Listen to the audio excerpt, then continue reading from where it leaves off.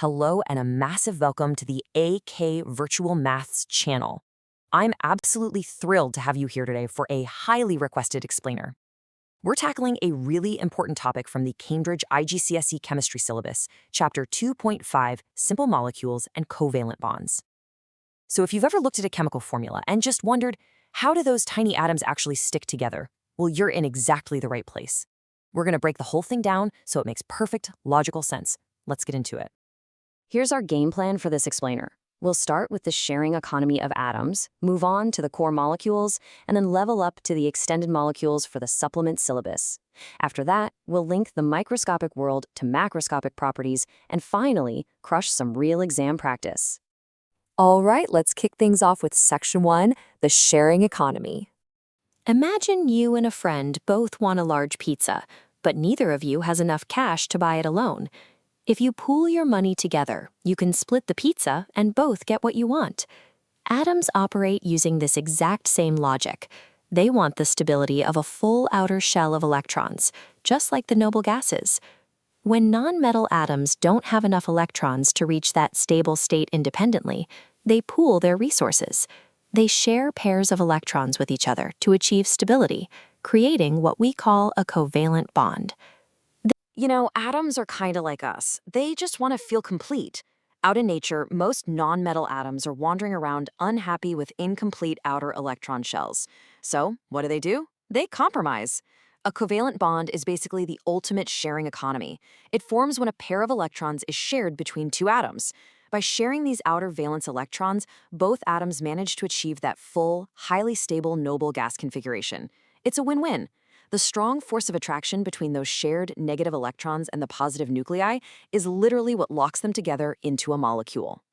Moving right along to Section 2, core molecules. This diagram of a hydrogen molecule shows exactly how we map that sharing process using dot and cross diagrams. The first rule of drawing these is simple. We only care about the electrons in the outermost shell. That shared pair of electrons can be written as a single solid line, giving us our displayed formula. And because both nuclei are strongly attracted to those shared electrons, the atoms physically pull together in space to form a molecule. That single shared pair of electrons is the standard unit of a covalent bond. It is the foundational glue holding both the simplest gases and the most complex organic compounds together. Looking at this diagram of a chlorine molecule, we see how this applies to halogens. Because they are in group 7, each chlorine atom already has 7 outer electrons. They only need to share one single pair to reach a stable 8. We can also map different elements combining. In this diagram for hydrogen chloride, the chlorine brings 7 valence electrons, and the hydrogen brings its 1 dot to the shared pool. This single bond perfectly completes both of their outer shells. Some atoms have a lot more empty space to fill. If an element needs multiple electrons to reach 8, it has to recruit multiple partners to form several single bonds. Look at these diagrams for water and ammonia. Oxygen is in group 6, so it needs 2 more electrons, which it gets by bonding with 2 hydrogens. Nitrogen in group 5 needs 3, so it recruits 3 hydrogens. Let's test this out. Carbon is in group 4, meaning it has 4 outer electrons. Pause the video for a moment. Calculate how many hydrogens a carbon atom needs to reach 8, and sketch the diagram. Here's the solution for methane. Carbon needs exactly 4 hydrogens to complete its shell, creating 4 shared pairs. Because those 4 bonding pairs repel each other, they push apart into a 3D tetrahedral shape. The math is entirely predictable. An atom's group number tells you how many electron gaps it has, which strictly limits how many single bonds it can form. Let's actually visualize this sharing by mastering dot and cross diagrams. These are absolutely crucial. They're your ultimate weapon for proving to the examiner that you know exactly where every single electron lives. Think of drawing them as a foolproof 3-step puzzle. Step 1, draw the outer shells. Step 2, overlap those shells, kind of like a Venn diagram. And step 3, pop the shared electron pairs right into that overlapping section. Using dots for one atom and crosses for the other makes it totally obvious who brought what to the party. Let's look at hydrogen, H2, first. Each hydrogen atom only has 1 electron, right? But it desperately wants 2 to be stable like helium. So their shells overlap, they share their single electrons, and boom, 1 shared pair. That's a single covalent bond. Now compare that to hydrogen chloride, HCl. Hydrogen brings its 1 dot, while chlorine rolls up with its 7 outer crosses. Chlorine just needs one more to hit that magic number 8, so it chips in one cross to the middle. And just like that, both atoms are completely stable. So what happens when atoms are a bit more needy? Take methane, CH4. The central carbon atom has 4 outer electrons, meaning it needs 4 more to reach 8. It solves this brilliantly by sharing pairs with 4 entirely separate hydrogen atoms. Then we have water, H2O. Oxygen has 6 outer electrons. It only needs 2 more to get to 8, so it forms single bonds with just 2 hydrogen atoms. Simple, right? Let's check out one more classic core molecule, ammonia, or NH3. Nitrogen is in group V, which means it starts with 5 outer electrons. To get up to 8, it needs to form 3 single bonds, sharing 3 pairs of electrons with 3 hydrogens. But hey, notice those 2 little electrons just sitting up at the top of the nitrogen atom? Those aren't shared at all. They form a non-bonding pair, which actually repels the hydrogen atoms downward, giving the whole molecule this really cool 3D pyramid shape. Okay, time for section 3, extended molecules. What if there aren't enough partners available? Here, both oxygen atoms need 2 electrons. They share 2 pairs in the center, creating a double bond. Nitrogen atoms each need 3. They share 3 pairs, 6 electrons total, to form a triple bond. A central atom can also deploy its double bonds in multiple directions. In this diagram of carbon dioxide, the central carbon shares 2 electrons with the oxygen on its left and 2 with the oxygen on its right. As organic molecules get larger, they utilize multiple hubs. Here is the diagram for methanol. The carbon acts as the primary hub for 3 hydrogens, while the oxygen acts as a secondary hub connecting that carbon to the final hydrogen. Ethene breaks down how atoms combine complex architecture with double bonds. By sharing 2 pairs of electrons with each other, the 2 central carbons save themselves from needing extra hydrogens to hit their target of 8. Whether an atom is building a massive carbon chain or sitting in a simple diatomic pair, the underlying physics are identical.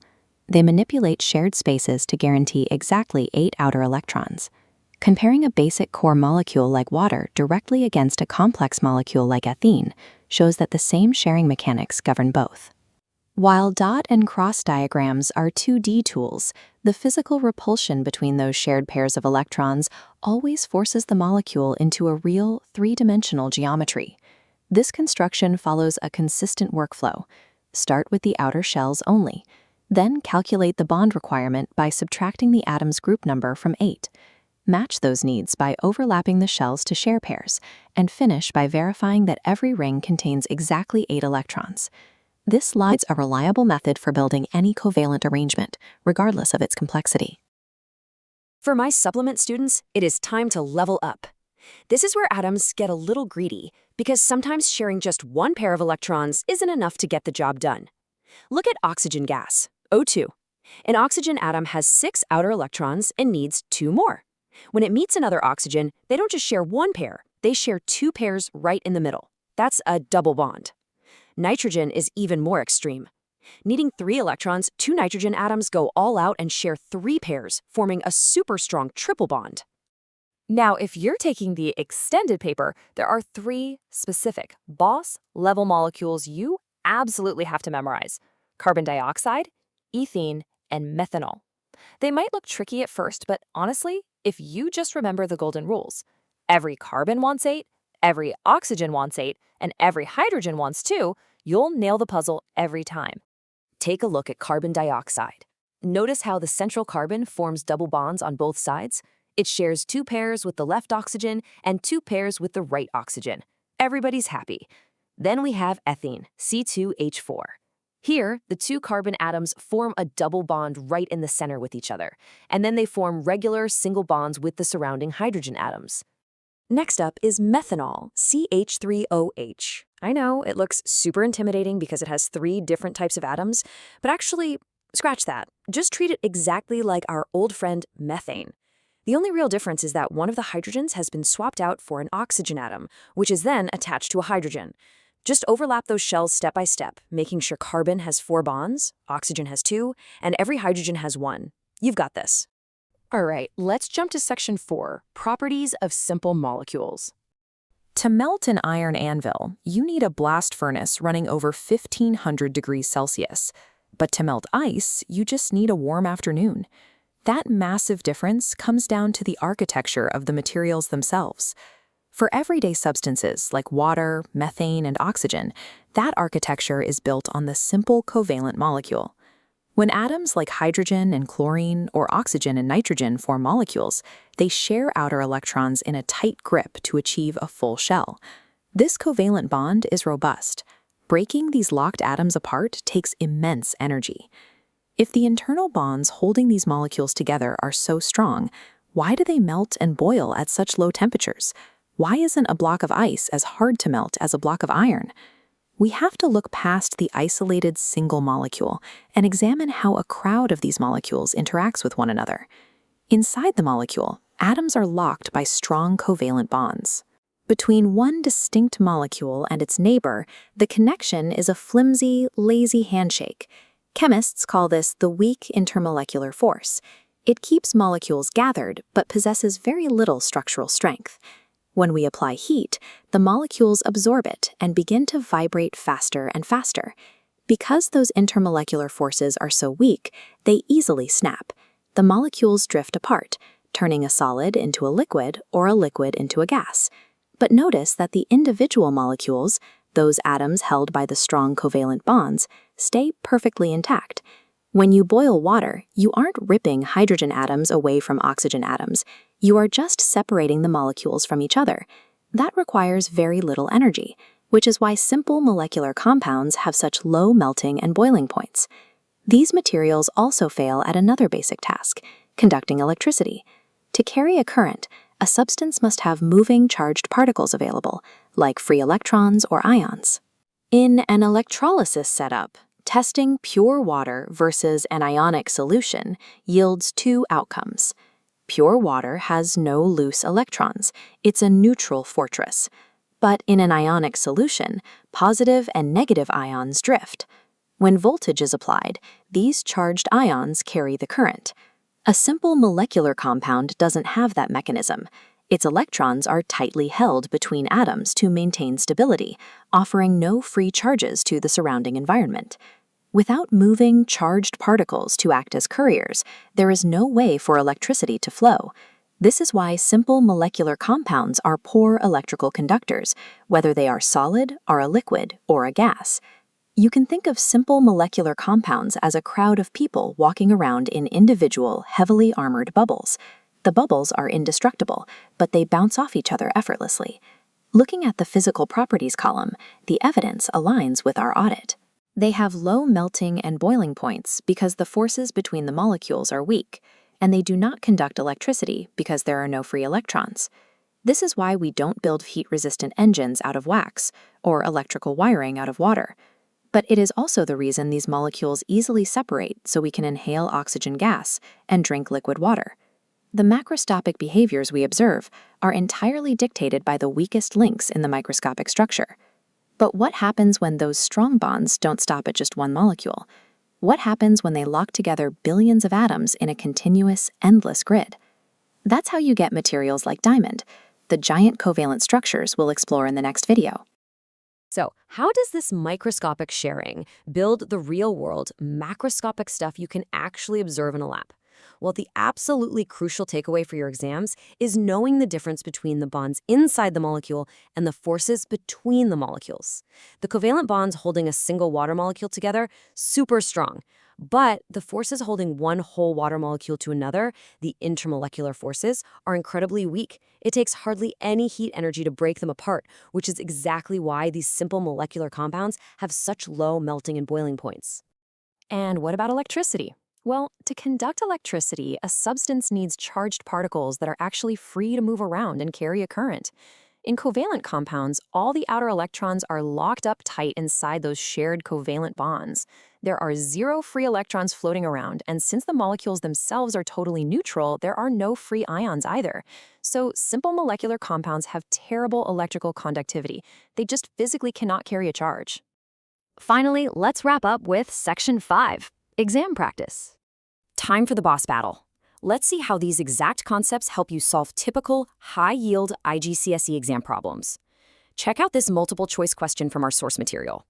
What is the total number of electrons involved in the bonding in methane? It shows a carbon atom surrounded by 4 hydrogens.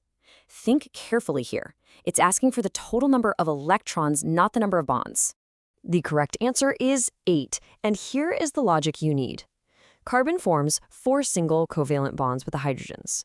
We established earlier that every single covalent bond is made of one shared pair of electrons. So, 4 bonds times 2 electrons per bond gives us exactly 8 total electrons involved in the bonding. Make sense? Here's another classic question style you'll see. Imagine you're doing paper 3 or 4, and you're presented with a mystery compound. The data table tells you it melts at just 20 degrees Celsius, and it doesn't conduct electricity at 25 degrees Celsius. The examiner asks, what kind of structure does it have and why? What are you going to write down? You're going to proudly write simple molecular structure. That super low melting point of 20 degrees is the absolute giveaway for weak intermolecular forces that take barely any energy to break apart. Plus, the lack of electrical conductivity perfectly confirms that there are no free electrons or ions available to carry a current. Boom, full marks.